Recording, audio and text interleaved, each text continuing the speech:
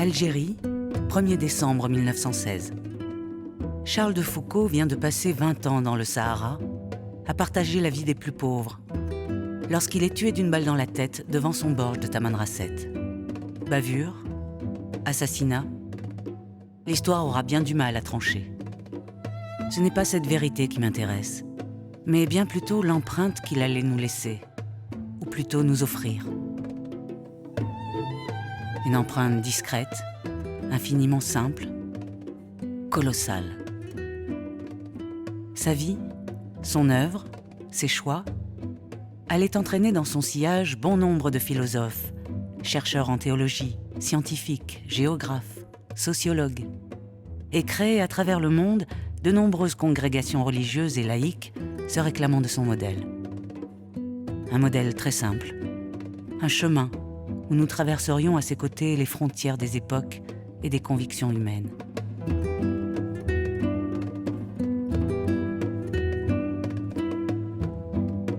Je crois que je dois toute ma vie spirituelle à Charles de Foucault.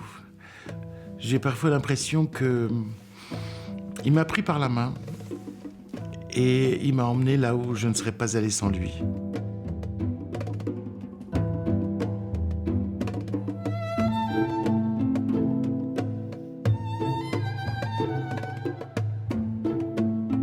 En fait, Charles de Foucault nous dit « Engagez-vous dans une voie où vous devenez plus humain ». Et comment devenir plus humain ? Je crois que c'est vraiment ça le fond de son message.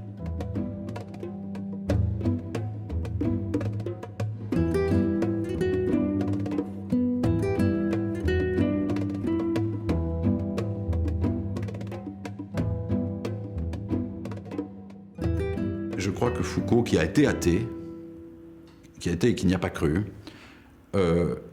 en fait, d'une certaine manière, l'est resté. Et ça, c'est une chose à quoi je tiens beaucoup et qui est très difficilement explicable. Je veux dire, il est athée du faux Dieu. Il ne croit pas qu'il existe là-haut dans le ciel quelqu'un qui donne des commandements. Et je crois qu'il s'est converti à cause de Jésus de Nazareth, le rabbi Yeshua, c'est-à-dire l'idée de l'homme qui, venu de Dieu, comme disait moi, est venu partager jusqu'à la mort la condition des hommes. Je crois que pour Foucault, Dieu l'intéresse s'il vient vivre parmi les hommes. S'il ne vient pas vivre parmi les hommes, s'il se contente d'envoyer un ange pour donner des commandements ou un prophète qui descend le Sinaï avec des tables, ça ne l'intéresse pas. Ça lui est égal. Il peut rester là-haut, on s'en fout, on est aussi bien entre hommes. Notre Père qui est aux cieux, restez-y, et nous resterons sur la terre qui est parfois si jolie. Voilà. Si Dieu, c'est uniquement une machine à débiter du commandement, qu'il reste où il est. Et au contraire, Foucault est devenu croyant à cause du Dieu des chrétiens, parce que les chrétiens professent un Dieu qui s'est fait homme et qui est venu, comme dit le prologue de l'évangile de Jean, qui est venu habiter parmi nous. Et il a cette phrase absolument magnifique. On me demande quel est le secret de ma vie, le voici, je me suis perdu d'amour pour Jésus de Nazareth, venu parmi nous il y a 1900 ans. Et je me suis efforcé de l'imiter autant que le permettait ma faiblesse. Je me suis perdu d'amour.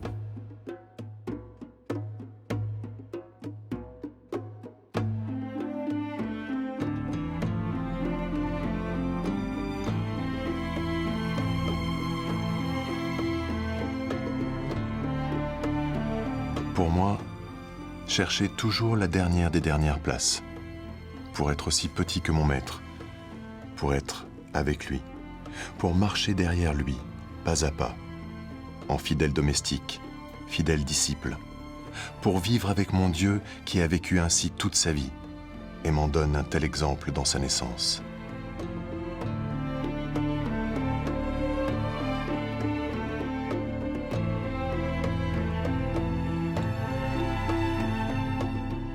La rencontre de Jésus de Nazareth va transformer Charles jusqu'au plus profond de lui-même. Lors de son long séjour au Maroc et en Algérie, il avait découvert un autre monde possible, tellement loin des apparences sociales. Par leur simplicité offerte, leur prière confiante, leur quotidien fait de petites choses, ces gens lui avaient ouvert, malgré leur religion bien éloignée de la sienne, la voie vers Jésus-Christ. Phrase après phrase, mot après mot, l'Évangile lui montrait la voie de l'amour totalement désintéressé, explosant les frontières de la bienséance et des hypocrisies pour aller se nicher vers l'essentiel, le cœur des hommes. Charles de Foucault parvenait enfin à discerner en lui toute la puissance du message de Dieu.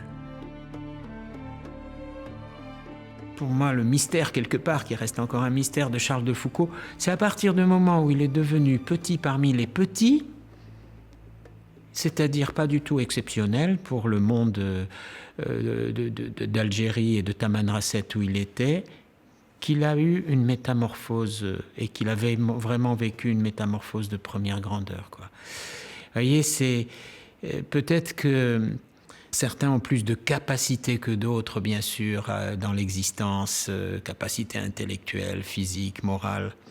Mais c'est le cœur de l'homme lorsqu'il entre dans cette humilité qui n'est pas une humilité pour disparaître, qui est une humilité pour reconnaître qu'à la fois il est habité d'une puissance de vie extraordinaire et qu'il est très vulnérable. Mais c'est dans cette entrée-là que les métamorphoses ont lieu, quelle que soit la condition sociale. Et c'est un appel pour tout le monde et un appel pour construire une vraie vie ensemble qui respecte profondément le plus petit, non pas comme un slogan, mais comme un chemin. Hein. Évidemment, vous doutez que je pense à cette phrase de Jésus dans l'évangile de Matthieu, quoi. Ce que vous faites au plus petit d'entre les miens, c'est à moi que vous le faites. Charles de Foucault, comme beaucoup d'autres, il incarne cette rencontre, et cette rencontre, elle est possible à tous les coins de rue, j'allais dire, pour tous.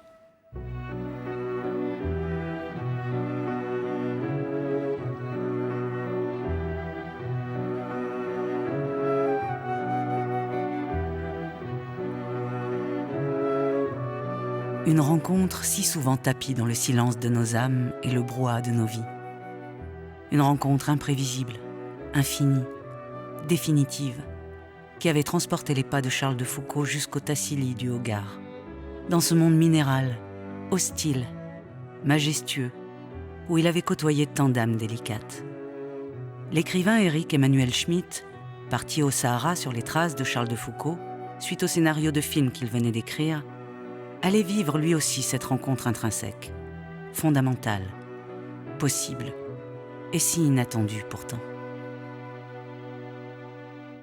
Me voici débarquant à Tamanrasset, grâce à Charles de Foucault.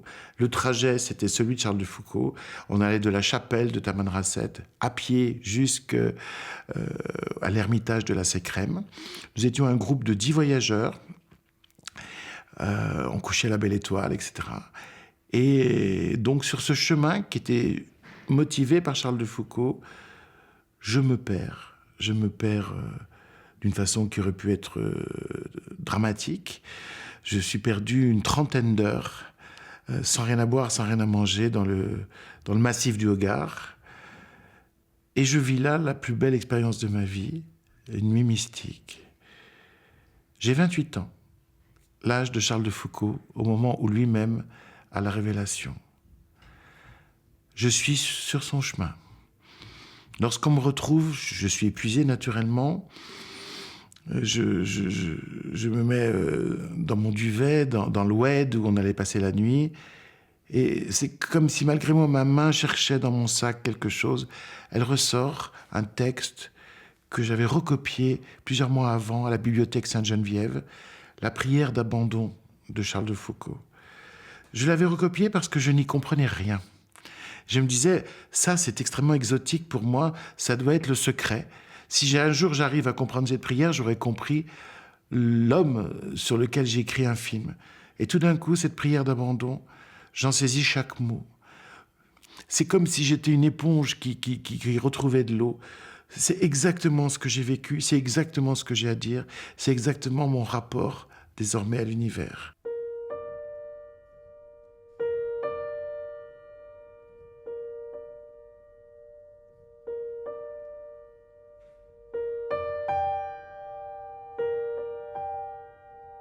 Mon Père, je remets mon esprit entre vos mains. C'est la dernière prière de notre Maître, de notre bien-aimé. Puisse-t-elle être la nôtre, et qu'elle soit non seulement celle de notre dernier instant, mais celle de tous nos instants. Mon Père, je me remets entre vos mains. Mon Père, je me confie à vous. Mon Père, je m'abandonne à vous. Simple, absolu, limpide, les mots de sa prière me transportent, m'interpellent, m'interrogent, me rassurent, me dérangent. Mon Père, faites de moi ce qu'il vous plaira. Quoi que vous fassiez de moi, je vous remercie. Merci de tout. Je suis prêt à tout. J'accepte tout. Comment imaginer, concevoir, accepter un tel abandon de soi? Mais était-ce un abandon ou bien plutôt des retrouvailles? Lors de sa toute petite enfance, Charles, très proche de sa mère, récitait chaque matin une prière pour protéger sa sœur, ses parents, ses grands-parents. Mais à l'âge de 6 ans, lui et sa petite sœur Mimi sont orphelins. Recueillis par leur grand-père, ils continuent une vie paisible auprès de cet homme bon et fortuné. Passionné par les livres, Charles abandonne peu à peu les lectures pieuses et s'éloigne radicalement de la foi. Il entre à l'école militaire et en ressort officier 2 années plus tard. Son grand-père bien-aimé est mort et lui a légué sa fortune. Perdu, en recherche de vie, d'excès, d'abîmes, Charles s'enfouit dans les fêtes et la nourriture. Il lui arrive même de se relever la nuit pour manger du foie gras. Ses amis le surnomment le Gros Foucault. Il est méprisé par ses camarades de promotion, il est méprisé par les officiers qui sont ses supérieurs. On le note avec cette notation magnifique qu'on rêverait d'avoir ensuite quand on est devenu Charles de Foucault. N'a pas le sentiment du devoir. C'est merveilleux, enfin, quand on voit ce qu'il est devenu ensuite. N'a pas le sentiment du devoir. Et en effet, il n'avait pas le sentiment du devoir. Il avait le sentiment de tout à fait autre chose. Et pendant qu'il est dans cette perte de lui-même, tout d'un coup, il s'en va. Il déserte. Et on le retrouve au bout d'1 semaine. C'est quand même un élève officier de l'école de cavalerie. On lance les brigades de gendarmerie. Il est déguisé en mendiant et il mendie son pain dans les fermes du Maine-et-Loire. Et quand il revient, le général commandant l'école de cavalerie, qui est un peu surpris quand même, parce qu'il n'est pas allé voir les filles, il n'est pas allé... Voilà, il était colossalement riche et pendant 1 semaine, il était dans les fermes du Maine-et-Loire à mendier son pain et à recevoir les coups de pied au cul, etc. etc. Et il répond simplement au général commandant de l'école qu'il n'a rien à lui dire. Et c'est probablement le premier signe par lequel l'absolu commence à faire son chemin à l'intérieur de la vie de Charles de Foucault.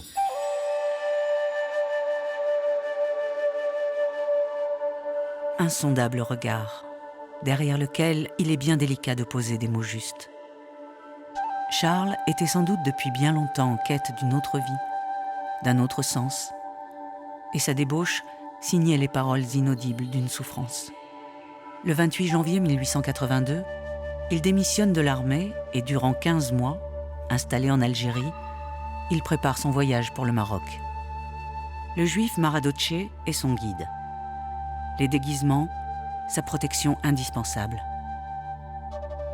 En 1883, sur les terres du sultan, écrit-il, l'Européen peut circuler au grand jour et sans danger, mais dans le reste du Maroc, il ne peut pénétrer que travesti et au péril de sa vie. Il y est regardé comme un espion et serait massacré s'il était reconnu. Charles va parcourir plus de 3000 km au Maroc, la plupart du temps déguisé. Tour à tour, il est originaire de Jérusalem, de Moscou, d'Alger, un rabbin mendiant qui quête de ville en ville, ou un Israélite pieux venu jusqu'ici malgré la peur du danger. Pas après pas, il relève méticuleusement, sur un étroit cahier dissimulé au creux de sa main et sous les amples vêtements, les données géographiques et topographiques les plus précises. Chaque changement de direction accompagné de visée à la boussole, chaque accident de terrain, chaque point barométrique sont mentionnés.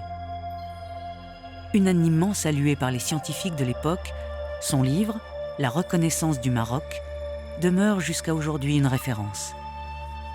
Mais la découverte de Charles est bien plus profonde. L'islam a produit en moi un profond bouleversement. La vue de cette foi de ces âmes vivant dans la continuelle présence de Dieu, m'a fait entrevoir quelque chose de plus vrai que les occupations mondaines. Je me suis mis à étudier l'islam, puis la Bible, et la grâce de Dieu agissant, la foi de mon enfance s'est trouvée affermie et renouvelée. Nous ne lisons pas de livres profanes, mais votre livre n'est pas un livre profane. En m'apprenant à mieux connaître les musulmans que j'aime de tout mon cœur, il me rendra plus capable de leur faire du bien, ce qui est mon si ardent désir.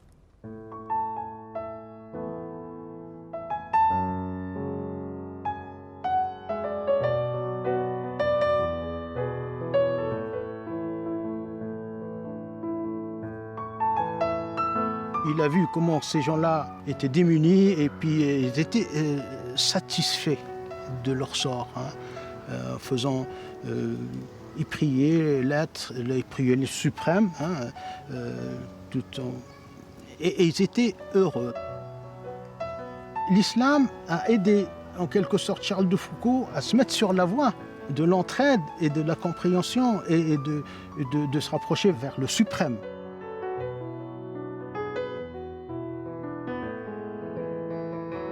Certainement que Charles de Foucault avait déjà tout en lui pour vivre cette métamorphose. Mais il manquait le déclencheur. Et c'est souvent comme ça dans nos existences. On n'est pas tout noir ou tout blanc. Il y a en nous beaucoup de choses qui se mêlent et s'entremêlent. Et c'est souvent des relations fortes qui ouvrent. Alors lui, on peut dire, dans son chemin intérieur, l'un des moments clés, c'est sa rencontre avec des musulmans. Alors aujourd'hui, quand on parle de l'islam en France, on n'en parle pas de cette manière-là. Et pourtant, lui, il a été profondément bouleversé par ces hommes de prière qu'il a rencontrés, en Afrique du Nord en particulier.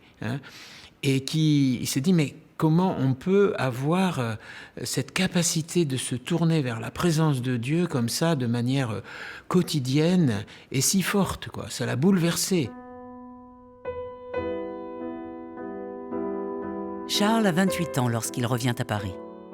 Malgré le succès de son livre, La reconnaissance au Maroc, il tourne le dos aux honneurs et se rend chaque jour à l'église, cherchant, demandant, répétant inlassablement « Mon Dieu, si vous existez, faites que je vous connaisse. » Il attend, il écoute, il découvre lentement ce que ses amis musulmans lui montraient avec tant de ferveur et de confiance. L'abbé Huvelin et sa cousine Marie de Bondy, avec qui il échangera tout au long de sa vie, l'accompagnent sur ce chemin difficile, délicat, tellement imprévisible de la foi.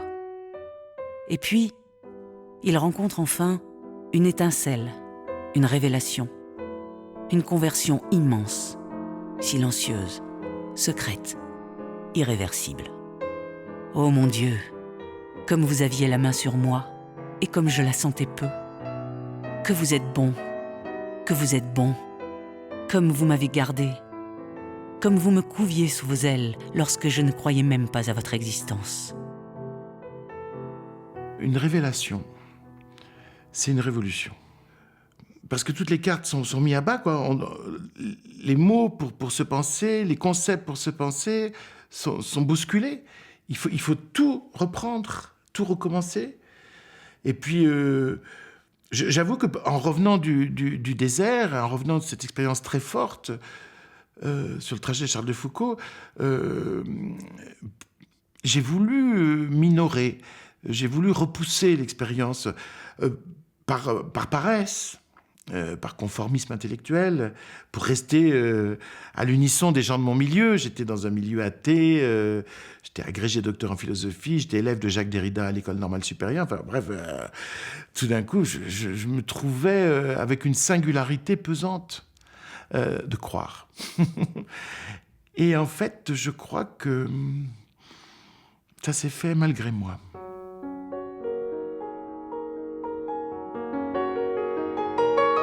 Avec la confiance d'un enfant, Charles part rejoindre sa nouvelle vie chez les trappistes. Nous sommes le 15 janvier 1890. Il a tout quitté. Sa famille, sa richesse, ses souvenirs, ses doutes, son histoire. La route qui s'ouvre devant lui ressemble à un océan. Auprès des moines de Notre-Dame-des-Neiges, il espère retrouver l'extrême pauvreté de son maître, son tuteur, son phare. Sa nouvelle vie ne sera que prière et soumission à l'ordre austère des trappistes. Un chant de silence et de prière qui ramène à l'essentiel, à l'intérieur, au monde.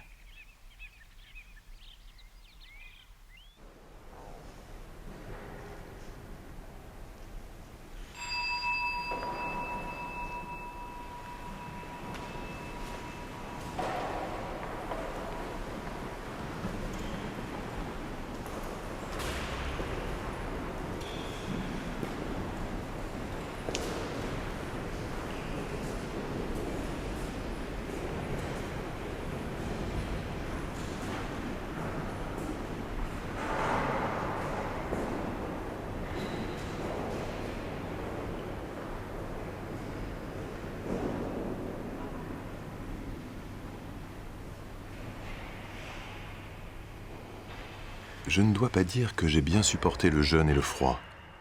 Je ne les ai pas sentis. Du régime de carême, un seul repas par jour à 4h30, je ne puis dire qu'une chose. Je l'ai trouvé agréable et commode. Et je n'ai pas senti la faim un seul jour. Le bon Dieu me soutient encore plus. Cet état est trop inattendu pour que je puisse l'attribuer à un autre qu'à lui. Qu'est-ce que cette paix, cette consolation?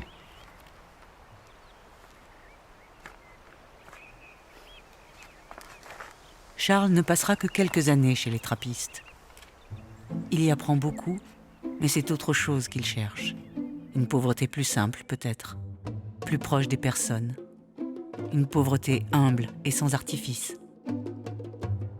Lui, il voulait la dernière place. D'ailleurs, il dit Jésus a pris la dernière place et personne n'a pu lui ravir. Et donc, il part à Nazareth un peu pour ça, pour découvrir Jésus dans sa vie simple de Nazareth et essayer de comprendre qu'est-ce qu'avait pu vivre Jésus dans sa vie quotidienne. Et après, il recueille tout ça, lui, comme dynamisme dans sa vie spirituelle, quoi, hein, parce que ça, il va le garder quand même tout long, cette expérience de Nazareth. Ça va être toujours ce qui va le motiver à creuser de plus en plus, quoi, hein. En 1901, Charles repart enfin pour l'Algérie, dans ces terres en apparence arides et hostiles, où fourmillent des trésors humains. C'est son ami militaire, le commandant Lapérine, qui l'a rappelé, voyant en Charles un homme capable de civiliser et d'évangéliser dans la confiance les populations locales. Mais Charles est très vite loin de toute démarche d'évangélisation. Ce qui l'intéresse, jusqu'au plus profond de son être, c'est de partager la vie des gens, de vivre simplement au milieu d'eux, comme eux. Avec les ouvriers locaux, il se construit un petit logement et souhaite devenir le frère universel. Un frère, juste un frère. Un frère en humanité, qui partage les soucis et les joies quotidiennes. Au fur et à mesure qu'il a avancé, il s'est humanisé. S'il fallait une image pour le définir comme il m'apparaît à moi, c'est un peu l'image de l'explorateur. Il a fait cette exploration au Maroc, pour laquelle il s'est préparé sérieusement. Puis je suppose, j'ai jamais fait d'exploration, mais je suppose qu'un explorateur il prépare, et puis il se lance, et puis il y a plein de chemins nouveaux, inconnus, qu'il faut qu'il parcourt. Et je crois qu'il a fait ça pour beaucoup de choses. Il est rentré à la trappe, mais il s'est laissé conduire, et puis il en est sorti parce que d'autres chemins se sont ouverts. Il a exploré des chemins de la prière, il a exploré une manière d'être avec les gens. Il est en recherche. Hein, il est passé au Maroc, il a terminé sa vie en Algérie, mais il est allé au Proche-Orient, il est allé à Notre-Dame-des-Neiges, et on sent que à partir de ce moment de sa jeunesse où tout à coup il se dit non, là j'étais parti sur une certaine route, mais elle ne me convient pas. Et, il se met finalement dans ce positionnement de l'explorateur. Et pas seulement de l'explorateur au Maroc, mais de l'explorateur, j'irais aussi bien dans sa vie de foi, dans sa vie d'homme, explorateur par rapport à ce qui se passe en Algérie. Et tout en étant bien de son siècle, bien de son époque, il apparaît sur certains points visionnaires.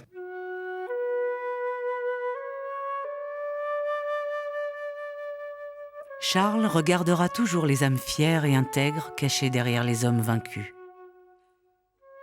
En effet, les Touaregs venaient de se soumettre à la France depuis quelques années seulement, lorsque Charles de Foucauld arrive dans le Hogar. La situation tendue après les dernières révoltes est encore palpable. Leur chef, Moussa Gamastan, refusera même dans un premier temps qu'il s'installe à Tamanrasset, avant d'accepter sa présence au milieu d'eux. Une présence bienveillante, authentique. Le chef rebelle fera de lui peu à peu son ami. Charles, bientôt surnommé le Marabout blanc, s'engage avec toute la force de sa foi contre les inégalités criantes et l'esclavage, rachetant lui-même à des esclaves leur liberté. Il sait combien la considération de l'autre, quelles que soient ses convictions intimes et son histoire, est la clé absolue de la paix entre les hommes. À l'époque, le Sahara a été considéré comme une mer intérieure où il n'y a pas de vie et puis il n'y aura jamais de vie. Bon, Charles de Foucauld, quand il est arrivé, il a fait toucher du doigt les politiques de l'époque, que dans ces espaces où il pensait qu'il n'y a pas de vie et puis qu'il n'y aurait pas de vie, il y a des sociétés organisées et qui vivent. Donc c'est déjà beaucoup. Le Touet est vraiment un beau pays qui peut beaucoup gagner et qui gagnera s'il est bien administré. Riche en blé, en dattes, capable d'avoir des troupeaux, il se développera de lui-même si on y fait régner la justice, en empêchant qu'une infime minorité de blancs, oisifs et possédant la terre, n'opprime la grande majorité de la population. Aratin, Kéma demi-noir, libre mais sans propriété, à qui, si on les laisse faire, les blancs ne laissent que la peau et les os, les pressurant sans mesure et les dégoûtant d'un travail qui ne leur profite pas.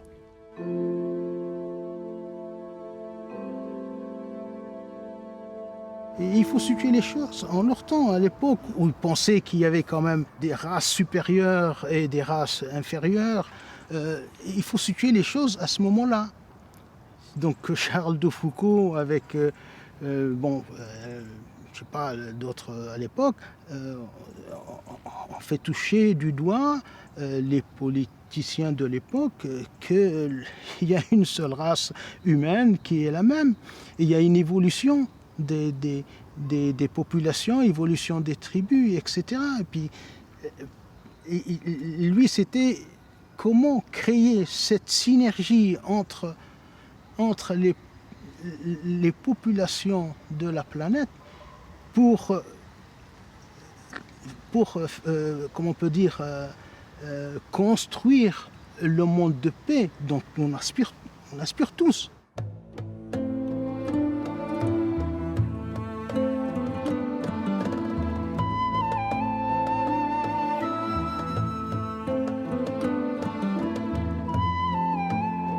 Ici, ma vie est surtout employée à l'étude de la langue touareg. C'est beaucoup plus long que je ne croyais, car la langue est très différente de ce qu'on la croyait. On la croyait très pauvre et très simple. Elle est au contraire riche et moins simple qu'on ne le pensait.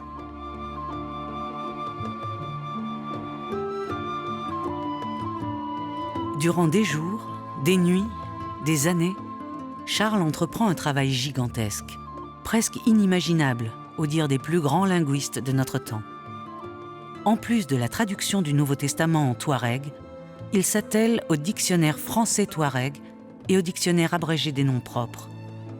Rédige des notes pour servir à un essai de grammaire touareg, recueille et traduit des poésies et des textes en prose.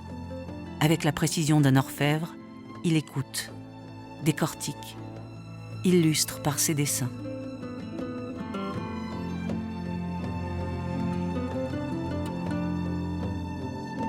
Il vit au milieu des Touaregs, ils travaillent leur langue, ils travaillent leur culture, ils passent un temps fou à écouter les poésies, à écouter des choses dont on dirait ça n'a pas de sens. Oui, ça a du sens. Parce que c'est ça qui fait la culture des gens, c'est ça qui est derrière leur manière de penser, c'est ça qu'ils trouvent beau. Simplement regarder ce que l'autre y trouve beau pour pouvoir cheminer avec lui en vérité. Et pas d'abord amener ce que moi je trouve beau.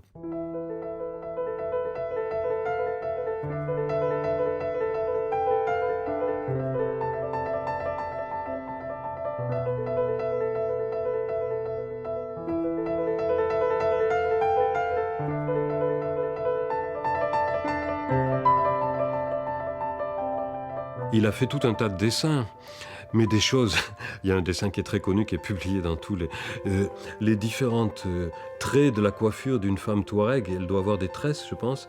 Et donc, comment c'est dessiné Mais c'est impressionnant. On dit, mais pourquoi il s'est intéressé à ça? Par exemple, dans le dictionnaire, il y a un moment où il a repéré, je crois, les 17 manières, nuances différentes de brun du pelage d'un chameau que les Touaregs emploient.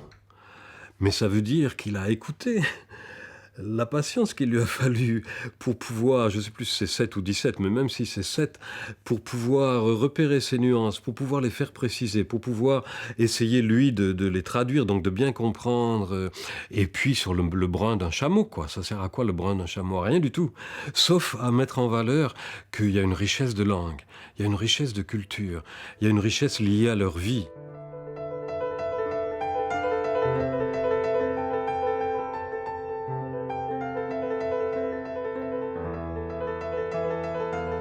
Il faut savoir que chez les Touaregs, la femme est absolument centrale. C'est-à-dire l'homme fait la guerre, etc., incarne la targuité, le fait d'être Touareg, le fait d'être un noble. Mais c'est la femme qui possède la tente et c'est la femme qui possède le langage. C'est la femme qui chante, c'est la femme qui connaît le vocabulaire, c'est la femme qui invente et raconte des poésies. Et il y a des poésies Touareg absolument magnifiques. Et donc, il y avait à l'époque de Charles de Foucault une très très grande poétesse qui était la cousine de Moussa Agamastan, la ménocale des Touaregs, et qui a été une des plus grandes poétesses de son temps. Et c'était elle d'ailleurs, elle racontait des poèmes. C'est une femme qui avait été très très très belle, et elle racontait des poèmes à Charles de Foucault qui notait ses poèmes. Et quand Foucault a été assassiné, elle s'est couvert la tête, elle a marché sur la cendre. Et elle n'est plus sortie de sa tente jusqu'à sa mort en déclarant de tous les croyants, frère Charles est monté au paradis sans jugement. Avait-elle déjà reconnu en Charles un vrai témoin du vivre ensemble? Cette expression qui serait si souvent employée plus tard et demeurerait bien complexe. Comment réconcilier nos histoires de vie, nos deuils respectifs, nos attentes, nos espoirs? Comment faire grandir nos amitiés avec toute la force de notre foi, ou de nos questions, ou de nos silences, sans avoir peur? Comment respecter les différences fondamentales de l'autre avec une véritable sincérité? En allant vers les musulmans dans toute l'intégrité de sa religion, Charles avait-il ouvert, comme le disait la poétesse, la voie vers un autre monde possible? La charité, qui est le fond de la religion, oblige tout chrétien à aimer le prochain, c'est-à-dire tout humain comme soi-même. Surtout voir en tout humain un frère, voir en tout humain un enfant de Dieu. La foi chrétienne, c'est avant tout une foi où on témoigne d'un Dieu qui s'incarne, qui se fait proche des hommes. Et frère Charles a été pleinement témoin de cela. Nos frères musulmans, nos amis musulmans, témoignent avant tout d'un rapport où ils sont les adorateurs de ce Dieu, et de ce Dieu qui est d'une certaine manière inaccessible, mais vraiment duquel on dépend.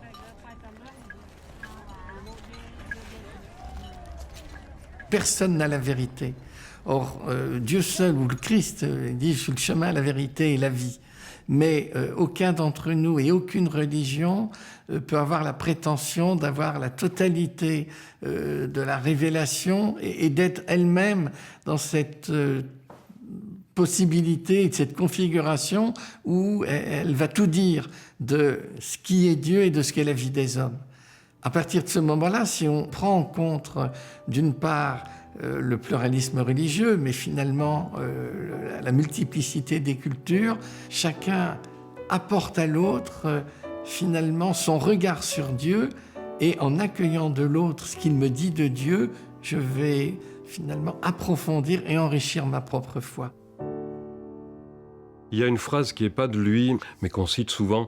C'est quelqu'un qui l'a invité un jour à table, je crois un docteur qui était de passage là, et qui raconte que dans la conversation à table, un des officiers qui sont là lui demande « Mais enfin, est-ce qu'il y a quelques Touaregs qui vont se convertir et comme ça vous payez un peu de tous les sacrifices que vous avez faits, quoi, que vous ayez un peu une récompense ?» Il dit « C'est pas mon problème », il le dit avec d'autres mots, mais je cherche pas à convertir les Touaregs, il dit « Je cherche à les comprendre d'abord, à les améliorer, mais à les améliorer au sens de leur faire produire le meilleur d'eux-mêmes, quoi. Et puis, vous voyez, un tel là qui est à table, il est protestant, un autre, il est incrédule, les Touaregs sont musulmans. Moi, je crois que le bon Dieu nous recevra tous dans le paradis, sans qu'il soit besoin, et dit même, sans qu'il soit besoin d'être catholique romain, dans la mesure où on aura tous été fidèles aux intuitions qu'on a dans notre cœur, au fond.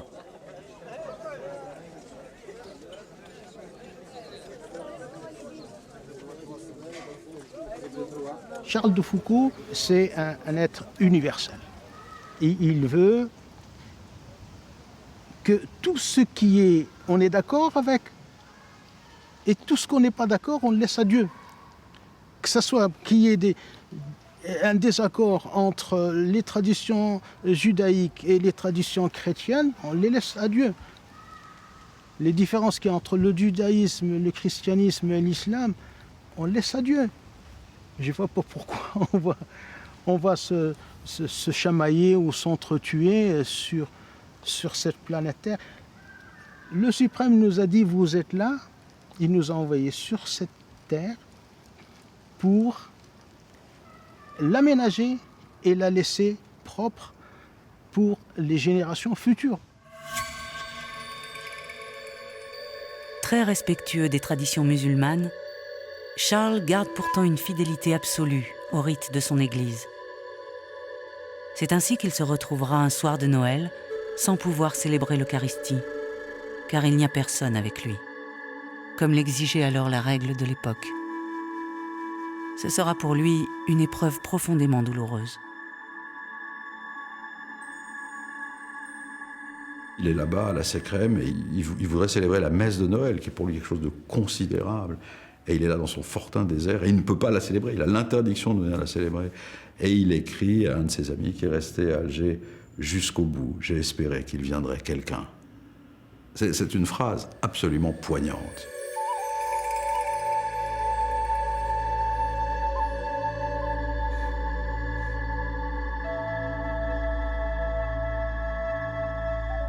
Il avait une formation militaire, donc il y a une certaine obéissance aux ordres. Après, il fait partie de l'Église, donc il y a une obéissance aux directives de l'Église, mais en même temps, il n'est jamais satisfait là-dedans. Il a toujours besoin de chercher plus et plus loin.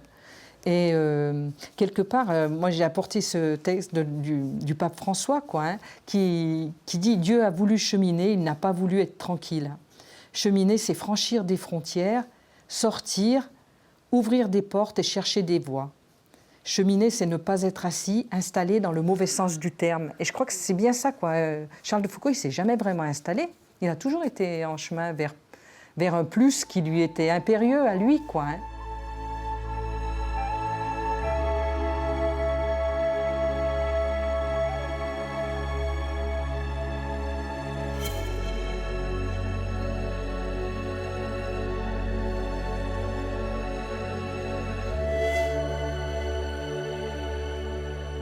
Alors il y a un paradoxe qui m'est apparu tout de suite, c'est de voir qu'à la fois il y a une grande famille spirituelle qui est née à partir de l'expérience de Charles de Foucault et qui aujourd'hui se déploie dans le monde entier, avec des religieux, des religieuses, des laïcs, des prêtres, et en même temps, aucune conversion à Tamanrasset. Et ça, je pense que c'est quelque chose qui doit aussi nous interpeller fortement. Lui-même, Charles de Foucauld, pensait qu'il allait convertir les musulmans au début de son périple. Hein. Et puis petit à petit, il a appris une autre manière de rayonner de la foi en Jésus-Christ, une autre manière d'être présent comme un ferment de l'intérieur, sans chercher justement à convertir lui, mais en cherchant simplement à rayonner dans l'humilité d'une présence.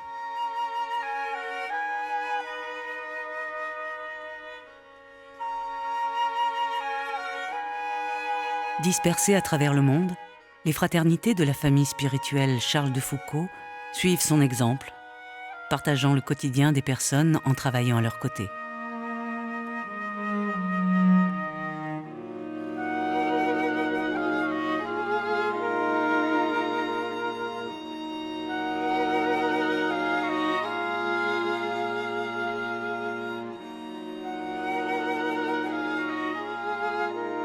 C'est pour moi une grande richesse de découvrir combien le quotidien est source de vie.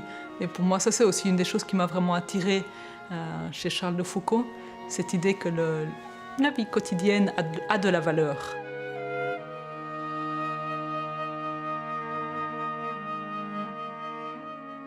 Par notre vie, on peut faire passer des choses, mais pour moi, ce qui est très important aussi, c'est que ceux avec qui je vis, eux aussi, par leur vie, me font passer beaucoup. Et si je reprends mon expérience avec les Roms, en fait, j'ai énormément appris de leur façon de vivre. Les Roms, on les côtoie à la sortie des magasins qui nous demandent de l'argent ou à la sortie des églises.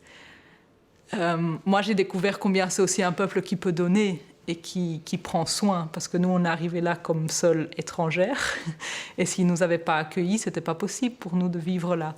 Alors, c'est vraiment eux qui ont pris soin de nous dans différents domaines, soin de nous en nous apportant à manger, en vérifiant qu'on ait de quoi se chauffer en hiver, en veillant sur nous dans des moments où s'ils ne nous voyaient pas rentrer le soir, certains le lendemain matin arrivaient pour savoir où vous étiez, ça va, vous avez pu rentrer. Se prendre soin de l'autre est la plus belle porte vers le partage de l'amitié que Charles ait vécu. En janvier 1908, tandis qu'il est immobilisé dans son lit, grièvement atteint du scorbut, il sera sauvé par ses voisins.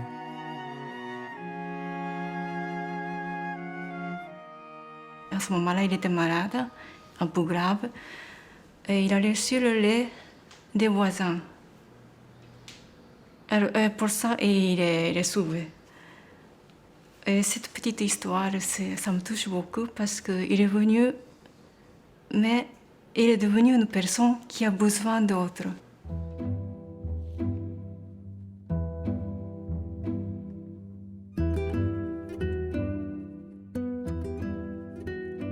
Je ne suis pas allée pour apporter quelque chose, mais pour recevoir et pour découvrir ensemble. C'est quand même un pays où un peuple qui est croyante. Alors, être priante avec les priants, ça m'a beaucoup apporté, oui.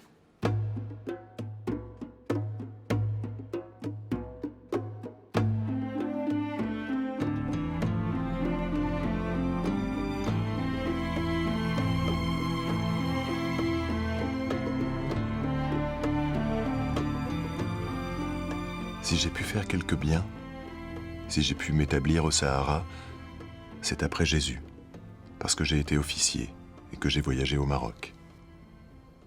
Dieu prépare de loin les choses, et il fait servir au salut des âmes les bons, les méchants, et les actes qu'on a faits en pensant le moins à lui. Le dernier commandement de notre Seigneur Jésus-Christ, quelques heures avant sa mort, a été « Mes petits-enfants, aimez-vous les uns les autres. C'est à cela qu'on verra que vous êtes mes disciples, si vous vous aimez les uns les autres. » L'amour de Dieu, l'amour des hommes, c'est toute ma vie. Ce sera toute ma vie, je l'espère. On peut se comprendre autant qu'on peut lâcher tout ce qui est superflu. il faut se rencontrer vraiment sur le niveau humain pour commencer la relation. Alors moi aussi, je dois lâcher peut-être tout ce qui m'est cher, qui est notamment ma foi. Je dois le lâcher pour rencontrer l'autre. Parce que ce terrain-là, on ne peut pas se rencontrer au-dessus. Alors il faut chercher une bonne terre pour pouvoir rencontrer. Et oui, ça c'est la vie humaine. C'est la vie quotidienne qu'on partage. Il y a un désir de rencontre qui est là, et en même temps une confiance dans la rencontre. Donc, c'est peut-être un chemin pour continuer le message de Charles de Foucault. Voilà. En même temps, moi, je crois aussi beaucoup que dans son message, il y a le fait que la rencontre, on doit la travailler. Elle n'est pas donnée comme ça. C'est pas une rencontre. Tout le monde il est beau, tout le monde il est gentil, quoi. C'est arrive-toi à te découvrir toi-même, c'est-à-dire à connaître vraiment tes limites, tes potentialités, pour aller vers l'autre et rencontrer les siennes, quoi, et pouvoir faire quelque chose ensemble.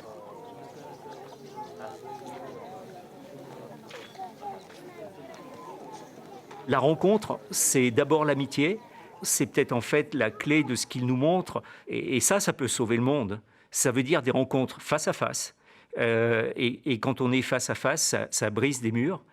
Et puis aussi, ça veut dire aussi des rencontres avec le cœur, c'est-à-dire révéler dans l'autre, au moment de la rencontre, la beauté et la puissance de la personne. Et c'est... Si on faisait ça, il n'y aurait pas de conflit.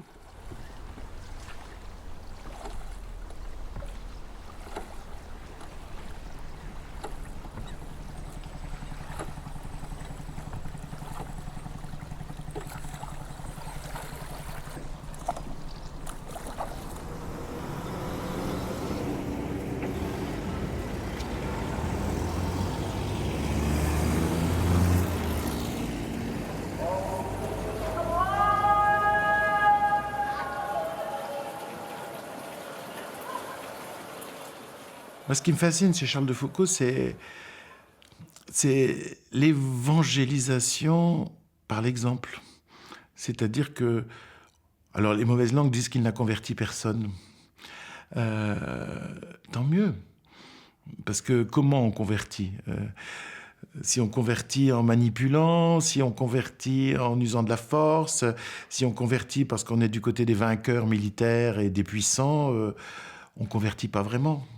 Et lui a eu le courage, la force, l'audace, le génie de se dissocier totalement de l'impérialisme et du colonialisme de l'époque pour dire « je ne ferai pas comme les autres, je témoignerai simplement d'une vie chrétienne au milieu de gens qui ne sont pas chrétiens ». Et en plus, il n'y avait rien d'exhibitionniste là-dedans, puisque chez Foucault, il y a l'intérêt pour les autres dépasse l'intérêt pour soi. On est tous marqués par un contexte. Et on pense tous que le contexte et la culture dans laquelle on est, c'est la meilleure, hein, en tout cas quand on s'y trouve bien dedans. Et de l'intérieur, on peut aussi arriver à prendre du recul, y compris parfois à résister à certains éléments de la culture dont on est membre, parce que au plus profond de soi, il y a une boussole intérieure qui dit non, là c'est pas le nord. Pour suivre le nord, il faut suivre une autre voie. Et ça, c'est aussi la liberté qui permet aux cultures d'évoluer et aux idoles d'être enlevées de leur piédestal.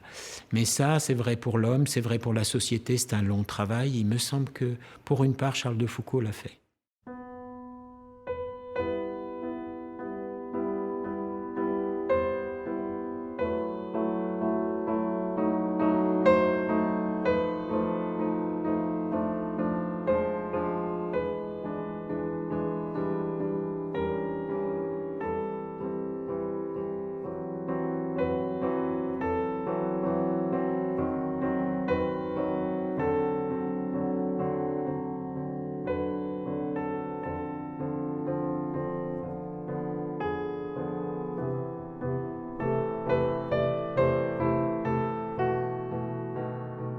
Ce qui est touchant chez Foucault, comme chez les très grands saints, comme chez saint François de Sales, comme chez Ignace, comme chez saint François d'Assise, c'est qu'au fond, on peut dire que... Alors, Je pense que lui-même n'aurait jamais accepté qu'on dise ça, mais c'est la délicatesse même du Christ, qui dans l'Évangile rencontre quelqu'un d'affligé de 1000 maladies, ne lui dit pas « je vais te guérir », qui lui demande « veux-tu guérir ?»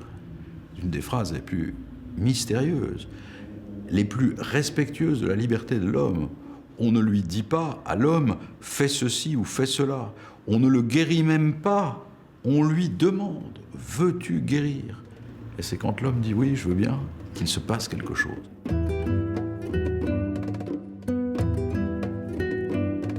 Charles avait fait de sa rencontre avec Jésus un chemin vers l'amour. La reconnaissance de l'autre dans toute sa différence, ou plutôt avec toute la richesse de sa différence, lui avait offert la plus grande paix que l'on puisse espérer.